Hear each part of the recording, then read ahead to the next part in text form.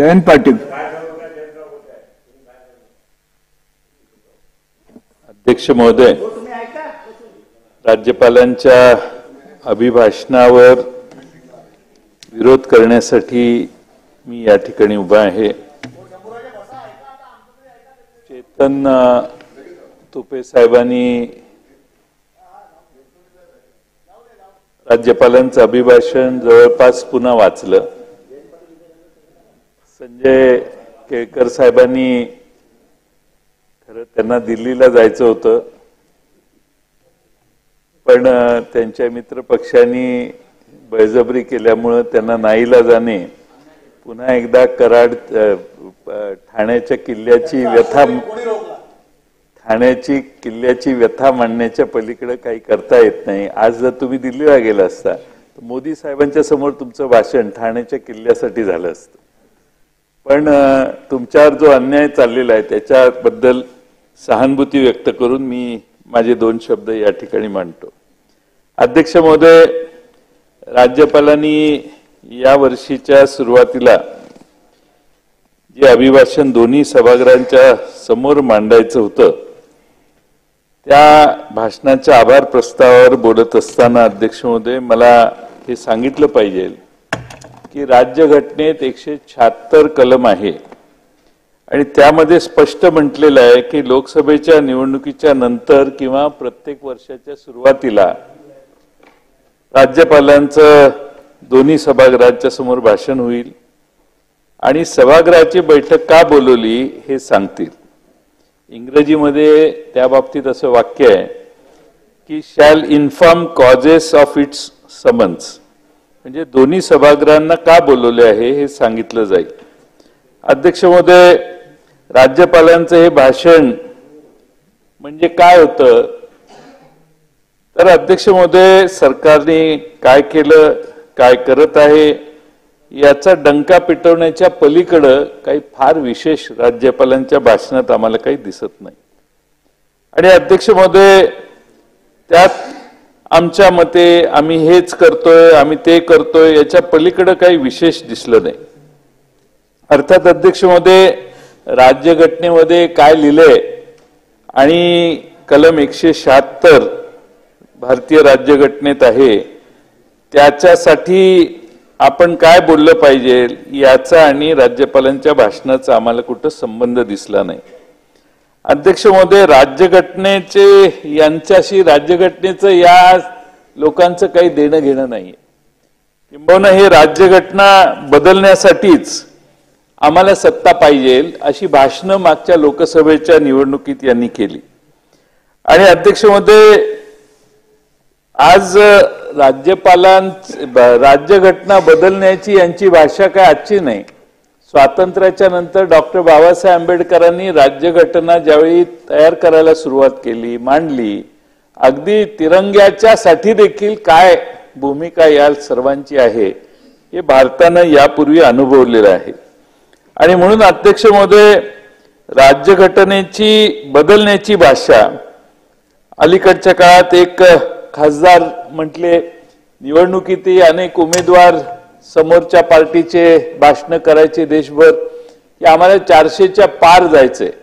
आणि 400च्या पार का जायचंय तर आम्हाला घटना बदलायची.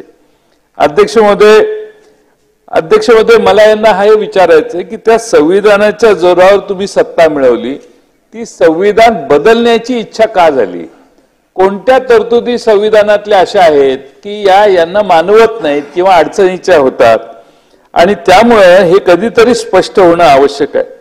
अध्यक्ष महोदय, पंतप्रधानांचे आर्थिक सल्लागार विवेक देबरॉय यांनीही भारताला नव्या संविधानाची गरज आहे असं नमूद केलेलं होतं.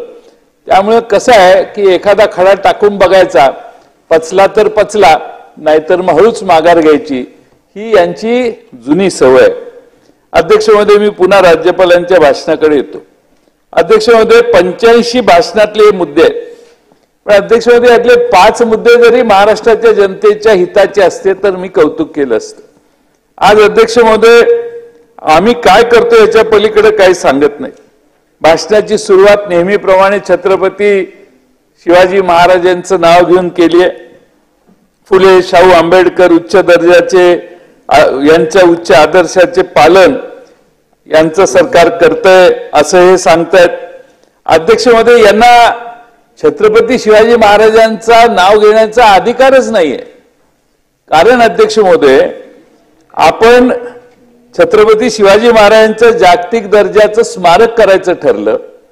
मला आठवतं 24 डिसेंबर 2016 शिवस्मारकाचे पंतप्रधानांच्या हस्ते महाराष्ट्राच्या इथंच अध्यक्ष महोदय समुद्रात जाऊन जलपूजनाचा मोठा सोहळा झाला आणि यातले बरेचसे मंत्री त्यांच्याबरोबर समुद्रात गेलेले होते. मोदी साहेबांनी बोटीनं जाऊन पाण्यावर पाण्याची पूजा केली.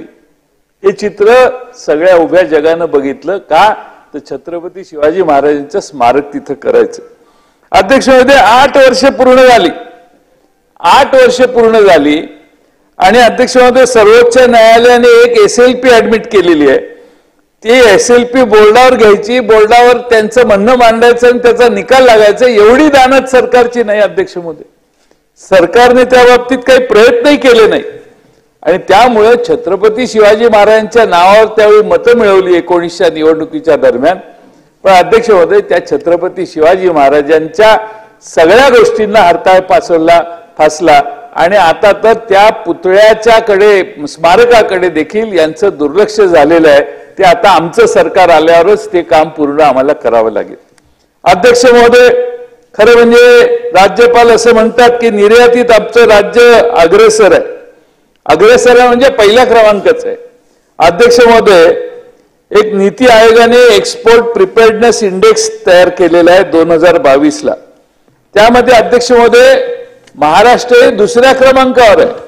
पहिल्या क्रमांकावर तामिळनाडू आहे आणि 19 ते 22 हा काळ हा आमच्या सरकारचा होता. हे अध्यक्ष महोदय या ठिकाणी नोंद करण्यासारखं आहे. आम्ही प्रयत्नाने दुसऱ्या क्रमांकावर महाराष्ट्र राज्य एक्सपोर्ट प्रिपेअर्डनेस साठी आणलं आणि आम्ही आमचं निर्यातीत अग्रेसर राज्य करण्याचा त्यावेळी प्रयत्न केला.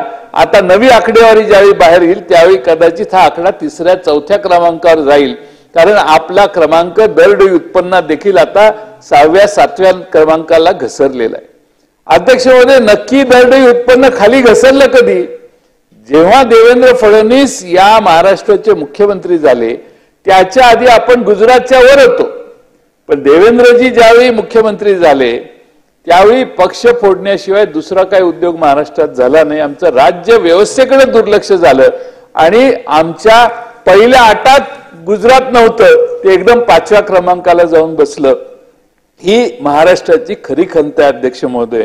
आणि त्यामुळं या ठिकाणी आपल्याला हे सांगायला पाहिजे की तरी वारंवार $1 ट्रिलियन इकॉनॉमी करणार, $1 ट्रिलियन इकॉनॉमी 27-28 पर्यंत भाषणात राज्यपाल महोदय म्हटलेत की 27-28 पर्यंत $1 ट्रिलियन अर्थव्यवस्था आम्ही महाराष्ट्राची करणार. करायला हरकत नाही. 5 ट्रिलियन का? बघा ते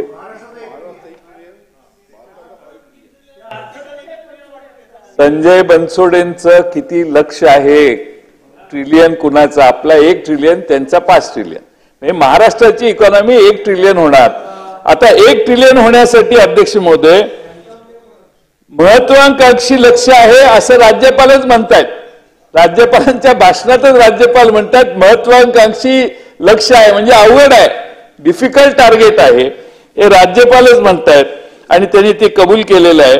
आणि म्हणून अध्यक्ष महोदय हा 1 ट्रिलियनचा दावा हा वास्तववादी नाही, हे इनडायरेक्टली राज्यपालांनी आपल्या भाषणात सांगितलं. अध्यक्ष महोदय, एक मित्रा नावाची आपली जी संस्था आहे त्यांनी एक रिपोर्ट दिलाय की 6 वर्षामध्ये $1.53 ट्रिलियन गुंतवणूक असेल तरच महाराष्ट्र $1 ट्रिलियन इकॉनॉमी होऊ शकते. अध्यक्ष महोदय, महाराष्ट्राचा विकास जर 17% गेला पाहिजे तर आपण 1 ट्रिलियन पर्यंत 27-28 ला पोहोचू, नाहीतर तसं 32-34 साली काहीतरी पोहोचणारच आहे. काय ते थांबवत नाही कोणी, ते आपोआपच होत असतं. पण अध्यक्ष महोदय, आपण महाराष्ट्रात आज 7.5-7% ग्रोथ रेट आहे आणि आपला अध्यक्ष महोदय 17% ग्रोथ रेट जर झाला तर आपण 27-28 साली अध्यक्ष महोदय 1 ट्रिलियन इकॉनॉमीला पोचू, याचं राज्यकर्त्यांना भान आणून देणं आवश्यक आहे. त्यामुळे तुमच्या काळात काही 1 ट्रिलियन होणार नाही. त्यामुळं सतत ते आम्ही 1 ट्रिलियन करणार वगैरे, आणि त्यासाठी काही प्रयत्नही होत नाहीत. त्यामुळे अध्यक्ष महोदय, माझी आपणाला विनंती आहे की वारंवार राज्यपालांच्या भाषणात असे मुद्दे घालून राज्यपालांची फसवणूक होते आणि त्यांनाही फार ऑकवर्ड करणं, मी त्यांना वाचतानाही थोडस ऑकवर्ड होत असेल की काय घातलं आणि मी काय वाचतोय.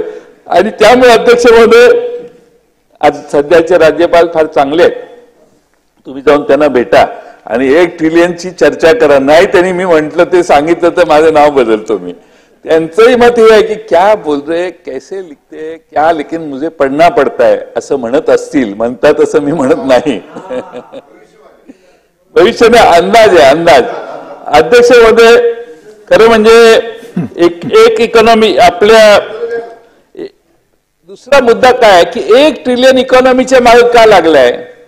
इथं कुपोषणाचे बळी जायला लागलेत, या ठिकाणी शेतकरी आत्महत्या करतायत, या ठिकाणी मुला मुलींच्या हाताला काम मिळावं म्हणून तुमच्याकडून काही होत नाही, आत्महत्याचं प्रमाण शेतकऱ्यांचं वाढतंय. पोटभर प्रत्येकाला अन्न मिळावं हे स्वप्न बाळगा ना. 1 ट्रिलियनच्या मागे कुणालाच माहित नाही सभागृहात 1 ट्रिलियन केव्हा होणार आणि काय होणार. तुमचं टार्गेट पाहिजे महाराष्ट्रात कुणाचाही कुपोषणात बळी जाऊ नये. आदिवासी भागात तुमचं टार्गेट पाहिजे की आमच्या महाराष्ट्रातल्या कुठल्याही शेतकऱ्याची आत्महत्या करावी लागेल अशी पाळी येणार नाही, हे तुमचं लक्ष पाहिजे. ते सारखं 1 ट्रिलियनच्या मागे लागलंय. मग आम्हाला एक सांगा की $1 ट्रिलियन इकॉनॉमी ज्यावेळी होईल त्यावेळी त्याचे लाभार्थी कोण असणार आहेत. जर महाराष्ट्रात बेकारी राहणार आहे, जर महाराष्ट्रात तरुणांचे प्रश्न राहणार आहेत, महाराष्ट्रातल्या सगळ्या आदिवासी घटकात कुपोषणाचे बळी जात आहेत, शेतकऱ्यांच्या आत्महत्या होत आहेत, गुन्हेगारीचं प्रमाण वाढतंय, तर मग अध्यक्ष महोदय $1 ट्रिलियन इकॉनॉमीचे लाभार्थी कोण असणार आहेत हे एकदा सांगा. मग काही ठराविक देशातले उद्योगपतीच जर लाभार्थी होणार असतील आणि त्यांच्या चाकरी त्यांच्यात पदरी जाऊन चाकरी करण्याची पाळी येणार असेल तर ती चाकरी तरी महाराष्ट्रातले बेकारी कमी करणारी असली पाहिजे. आणि त्यासाठी खरं म्हणजे एकदा महाराष्ट्राला तो प्रकाश टाकण्याचं काम आपण केलं पाहिजे. अध्यक्ष महोदय, 2024ला मुख्यमंत्री महोदय जानेवारी दावोसला गेलेले, तुम्ही गेला तर तुम्ही त्यांना काय घेऊन जातात ते तुम्ही नाही गेला. दावोसला काही मुख्यमंत्री आणि मंत्री महोदय काही गेलेले होते. जयंत, विषयाच्या बाहेर जाऊ नका. विषयाच्या आतच आहे, पण दावोसचा उल्लेख विषयाच्या बाहेर जातो मगासपासून. तुम्ही राज्यपालांच्या भाषणावरती या.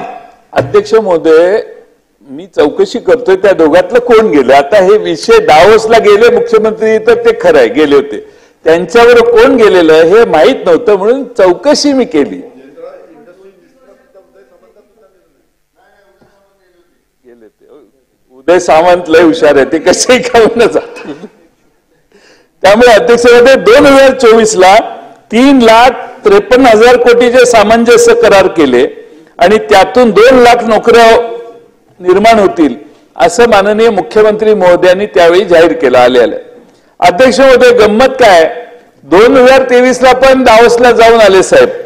1,37,000 कोटी रुपये 1.37 लाख कोटी रुपयाची गुंतवणूक त्यांनी आणली असा त्यांनी दावा केला आणि त्यातून 1 लाख रोजगार निर्माण होतील असं सांगितले. राज्यपाल मुख्यमंत्री महोदयांची घोषणा मी खरी समजतो. आम्हाला सभागृहासमोर हे देतो ना मी, माझं झालं आमची सभागृहासमोर विनंती आहे. हो मंत्री महोदय, तुम्ही शांत बसा ना, जरा शांत बसा. आज अध्यक्ष महोदय तुमचा मूड दिसत नाही, काही चुकलंय का आमचं? नाही.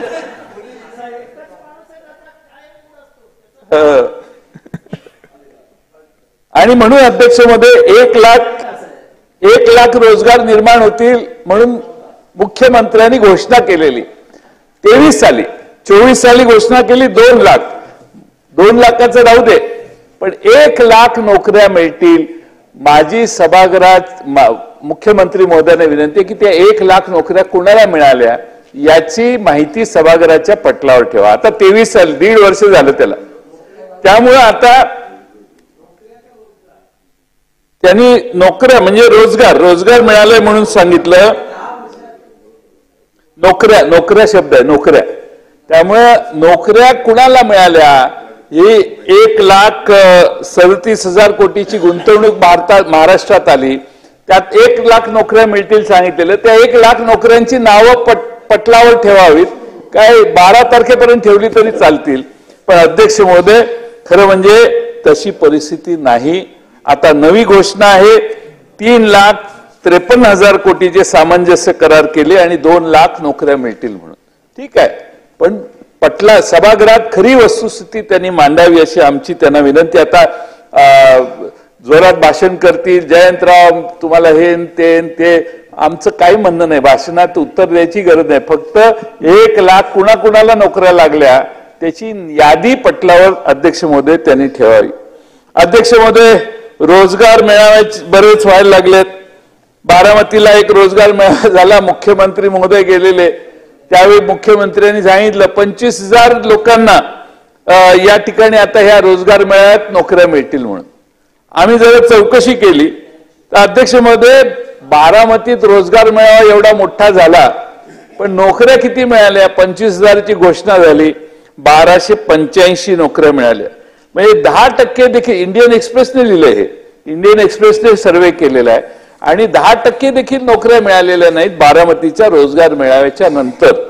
अध्यक्ष महोदय तुम्ही या ठिकाणी खरं म्हणजे नावाशेवाला आता सेतू बांधलेला आहे, नवा पूल, चांगला पूल झालाय. आमचे नाना पटोले तिकडे जाऊन आले, काही तडे वगैरे गेलेले आहेत रस्त्याला म्हणून. आणि त्यामुळे अध्यक्ष महोदय भाषणात उल्लेख आहे त्याचा, जागतिक दर्जाच्या रस्त्याला तडे का गेले, काय कारण, याची चौकशी अध्यक्ष महोदय झाली पाहिजे. काम गरजेचं होतं. अगदी अंतुले साहेबांच्या वेळेपासून हे ट्रान्स हार्बर लिंक बांधायची ही कल्पना मांडण्यात आली. आता हे काम जे झालेलं आहे, आता अनेक स्ट्रक्चर आता पेपरला 2 दिवस येत आहे की पाऊस पडल्यामुळे अनेक स्ट्रक्चर पडायला लागले आहेत, गळती लागायला लागली आहे. अगदी राम मंदिराला देखील गळती लागली, रामाचं मंदिरही गळायला लागलं. खरं नाही ना, मग खोटंच असेल ते.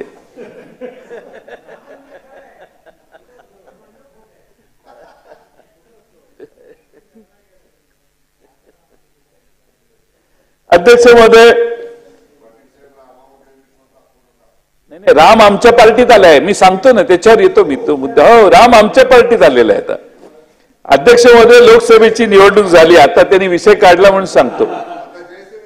अध्यक्ष महोदय 2019 साली नरेंद्र मोदींचं लीड त्यांच्या मतदारसंघात 4,79,000 होतं. अध्यक्ष महोदय या वर्षीचं लीड किती, ते घटलं आणि 1.5 लाखावर मोदी साहेबांचं लीड 1.5 लाखावर आलं. अध्यक्ष महोदय निवडणुकीचा मतितार्थ कळण्यासाठी एवढं पुरेसं आहे. मोदी साहेबांचं लीड 4-4.5 लाखावरून 1.5 लाखावर आलं. हे आपली त्यांच्यावर तुलनाच होऊ शकत नाही. मी जयंतराव मगासपासून मी सांगतो, विषयाच्या बाहेर जाऊ नका तुम्ही, मेहरबानी करा. अध्यक्ष महोदय मेहरबानी करा, मी अध्यक्षाच्या खुर्चीवर आहे, मेहरबानी करा, तुम्ही विषयाच्या बाहेर जाऊ नका. अध्यक्ष महोदय अभिभाषण म्हणजे महाराष्ट्राच्या सर्व परिस्थितीचा व्यापक आढावा. हा तुमचा जो विषय आहे, हे काय पुरवणी मागण्यावरच्या डिमांडवरचं भाषण नाही. तुम्हाला एवढंच सांगतो, याच्यावर हा जो विषय राज्यपालांच्या विषयामध्ये नाही म्हणून मी रेकॉर्डवरती काढून टाकतोय. आपण अध्यक्ष महोदय मला कोणत्या नियमाने हे सांगताय तेवढं सांगा. कोणत्या नियमाने माझं भाषण रिस्ट्रिक्ट करता हे सांगा. भाषणामध्ये हा विषय कोणत्या निर्णयाने माझं भाषण रिस्ट्रिक्ट करता हे मला सांगा. ह्या विषयामध्ये हा विषय नाहीच आहे. विषय काय आहे? विषय राम काही विषय घ्या आणि तुम्ही सांगितलं मला अध्यक्ष महोदय कोण अध्यक्ष महोदय मी कौतुक करतोय मोदी साहेबांचं, चिडू नका. मोदी साहेब निवडून आले हे सांगतोय, मोदी साहेब निवडून आले हे सांगतोय. फक्त यावेळी याचं दुःख तुम्हाला सगळं आहे हे मला. विषयावरती या, विषयावरच येतो ना, त्यांना शांत करा. अरे बाबा अभिभाषणावर म्हणजे महाराज विषयावरती या. महाराष्ट्रावरच बोलतो मी. अध्यक्ष महोदय, काऊ सर यांचा जनाधार घटलेला आहे लोकसभेत आणि त्यामुळे जिथं जिथं रामाची तीर्थस्थानं आहेत तिथं सगळीकडे यांचा पराभव झाला. कुठेही राम यांच्या बरोबर राहिला नाही. राम आमच्या बरोबर आहे खरंच नाहीये. राम आमच्या बरोबर आहे आणि अयोध्येला देखील पराभव झाला. पण महाराष्ट्राच्या बाहेर जायचं नाही याचा आपला आदेश आहे म्हणून मी तो विषय तुमच्या आदेशाप्रमाणे राहतो. पण काळ आमचं मंदिर जिथं आहे तिथंही पराभव झाला. त्यामुळे अध्यक्ष महोदय, मी आपल्याला एवढंच या ठिकाणी सांगतो की या ठिकाणी रामटेक असो नाही तर काळारामाचं मंदिर असो, अध्यक्ष महोदय यांचा जनाधार घसरला.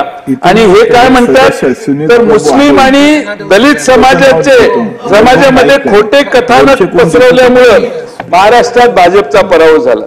अध्यक्ष महोदय, मुस्लिम आणि दलित समाजाला तुम्ही काही दूधखोळ समजता काय? अध्यक्ष महोदय, कोणी येऊन काही बोललं की ते त्याच्यावर विश्वास ठेवतील का? मुस्लिम आणि दलित समाजाला स्वतःचा विचार करण्याची कुवत आहे, शक्ती आहे, बुद्धी आहे. ते कोणाचेही न ऐकता स्वतंत्र बुद्धीनं आजपर्यंत मतदान करत आलेले आहेत. आणि अध्यक्ष महोदय, या ठिकाणी खरं म्हणजे इंडिया आघाडीला जो विजय मिळालाय त्यात सगळ्यांनीच मतदान केले. पण सच्चा जो हिंदू आहे, त्या सच्चा जो हिंदू आहे त्या बसल्यावर बोलू नये असा आदेश द्या. अध्यक्ष महोदय, मला संरक्षण द्या. अध्यक्ष महोदय, संरक्षण द्या.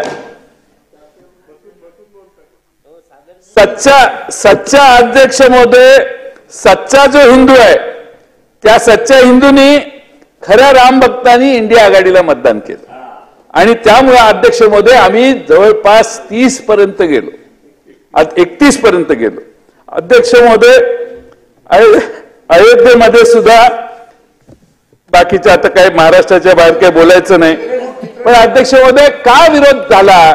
तरी महाराष्ट्राच्या बाहेर तुम्ही जाता, मगासपासून तुम्ही जाता, जाऊ नका म्हणून तुम्हाला विनंती करतोय मी. मी कुठेही जात नाही, फक्त अयोध्येला जातो. मला एक परवानगी द्या अयोध्येला जायची, बाकी कुठेही महाराष्ट्र सोडून जात नाही. अध्यक्ष महोदय, अयोध्येला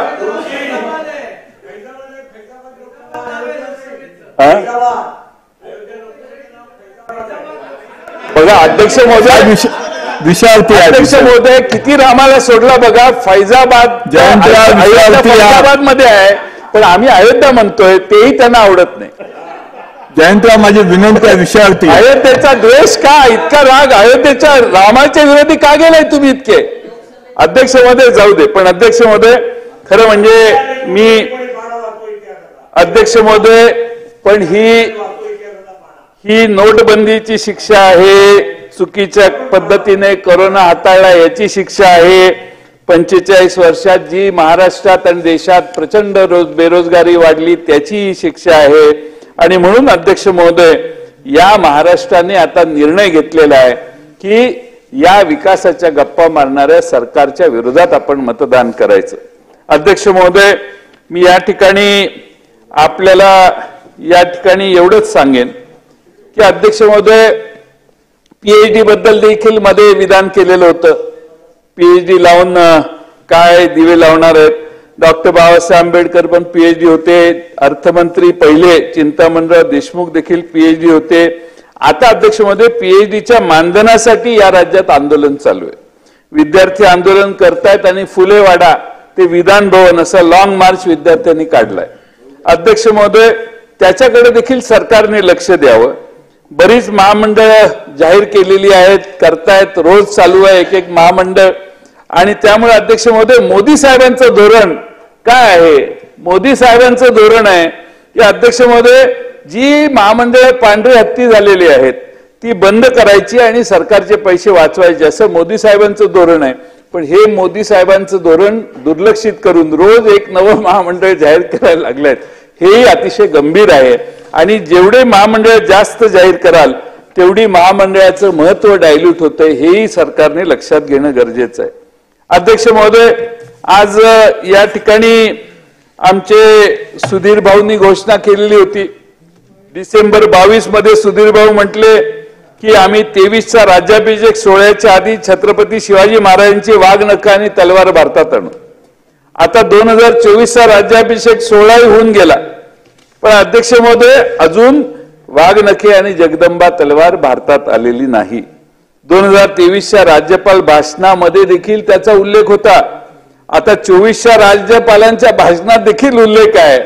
राज्यपालांना किती ऑकवर्ड करायचे, ह्याला काहीतरी मर्यादा ठेवा.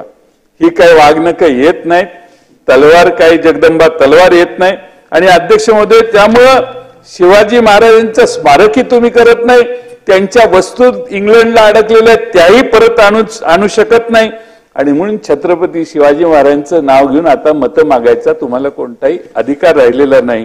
अध्यक्ष महोदय, मराठवाड्यात 46,000 कोटी रुपयाची घोषणा केली.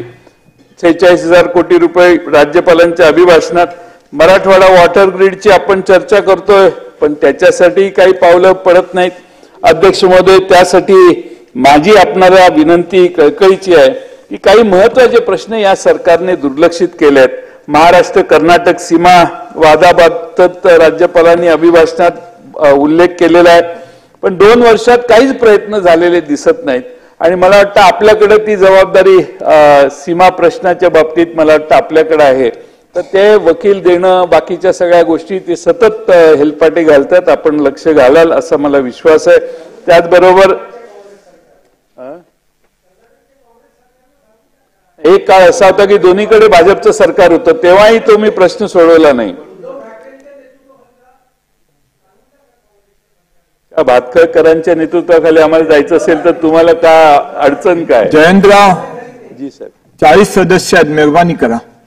लगेच करतो.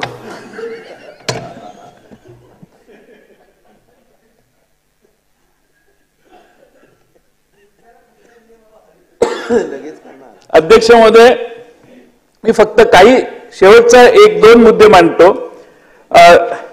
गेल्या काही वर्षात आम्ही बरेच उद्योग महाराष्ट्राच्या बाहेर जाऊन दिले असं म्हणायला हरकत नाही. अध्यक्ष महोदय, या सरकारने एक मोठी संधी गमावली. ऊर्जा आणि अक्षय ऊर्जा उपकरणातील उत्पादन क्षेत्र म्हणून आता मध्य प्रदेशाची निवड झालेली आहे.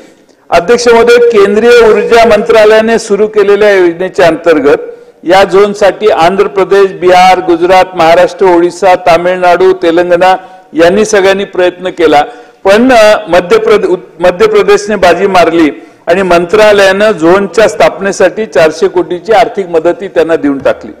वेदांत फॉक्सकॉन गेलं, तो मोठा इतिहास झाला. त्या वेदांत फॉक्सकॉनच्या मालकाला मुख्यमंत्री, उपमुख्यमंत्री, उद्योग मंत्री कोणी जाऊन भेटलं नाही. अध्यक्ष महोदय, आणखीन एक महत्वाचा मुद्दा आहे, तो म्हणजे बल्क ड्रग पार्क.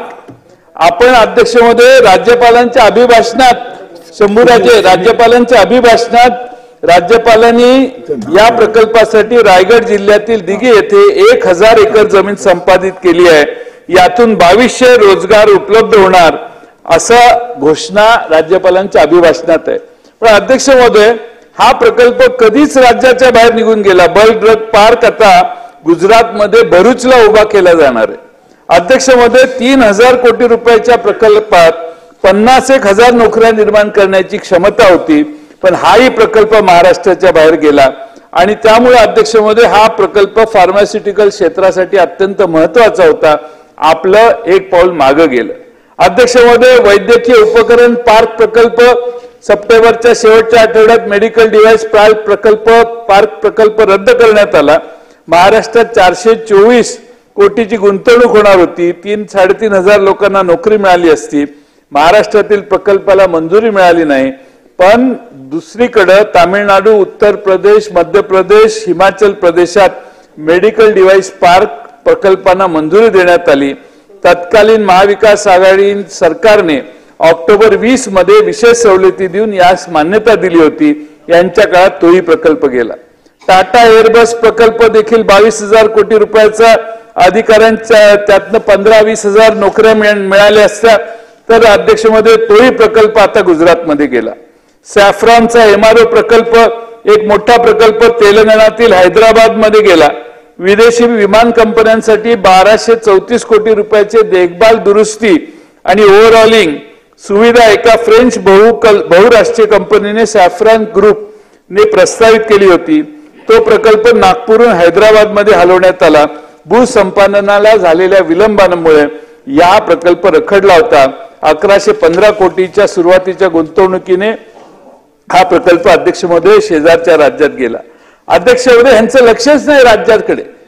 यांचं लक्ष मोठे मोठे टेंडर काढायचे, मोठमोठ्या रस्त्यांच्या घोषणा करायच्या, मोठमोठ्या प्रोजेक्टच्या घोषणा करायच्या आणि बांधकाम खात्यात आज 64,000 कोटी रुपये अध्यक्ष महोदय पेमेंट बाकी आहे, बिलं द्यायची आहे त्यांना, तरी इकडे मोठ्या घोषणांचा पाऊस चालू आहे.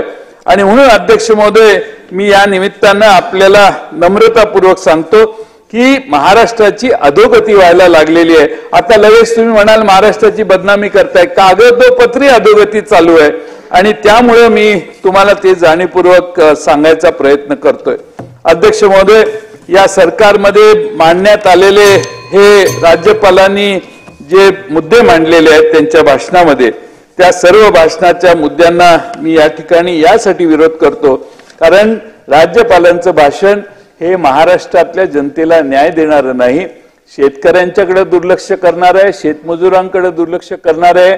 आता सगळं गेलंय, जो बूंद से गई वो हौद से गई वो बूंद से नहीं आती, अशी जी बूंद से गई वो हौद से नहीं आती, तसं हौद काल उघडा केलेला आहे, बऱ्याच गोष्टी जाहीर केलेल्या आहेत. पण अध्यक्ष महोदय, ज्यांचं आयुष्यच सरकारचं 2.5 महिन्याचं आहे उरलेल्या काळात, त्यांच्या आश्वासनावर महाराष्ट्र विश्वास ठेवणार नाही आणि म्हणून राज्यपालांच्या अभिभाषणाला मी विरोध करतो.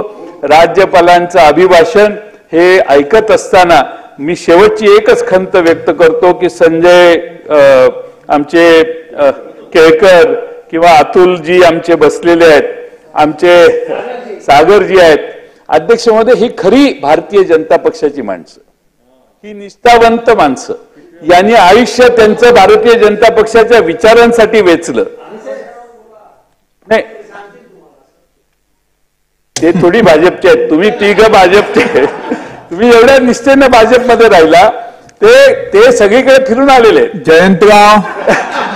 जयंतराव, मी आता अध्यक्ष खुर्चीवर बसला म्हणून मी काय उत्तर सांगू शकत नाही. आपण बोलायचंच नाही साहेब, मेहरबानी करा. अध्यक्षाच्या खुर्चीवर बसला म्हणून काही गोष्टी मी सांगू शकत नाही, एवढंच सांगतो. बोलायचंच नाही तिथं, ती जागा न बोलण्यासाठी. मी जेव्हा काही गोष्टी सांगन ना तर तुम्ही म्हणाल कोणतं तुम्ही जे निर्णय घेताय ते योग्य घेतलं म्हणून हे सांगतो. खाजगी चर्चा झाली ना, मी अध्यक्षाच्या खुर्चीवर म्हणून जास्त काय बोलत नाही. तुमच्या सगळ्या परिस्थितीची, वस्तुस्थितीची मला जाणीव आहे म्हणून मी काय बोलतोय का, मी ह्या तिघांवर बोलतोय. हे निष्ठावंत भारतीय जनता पक्षाचे कार्यकर्ते, सहकारी, लहानपणापासून या विचारावर वाढलेले श्रद्धेने, त्यांना इकडे बसून हे नवे पाहुणे येऊन बसलेले आहेत, हे कोपऱ्यात आणि हे इकडं. त्यामुळे हे पाहुणे ते जाऊन परत आलेले, परत गेलेले आहेत.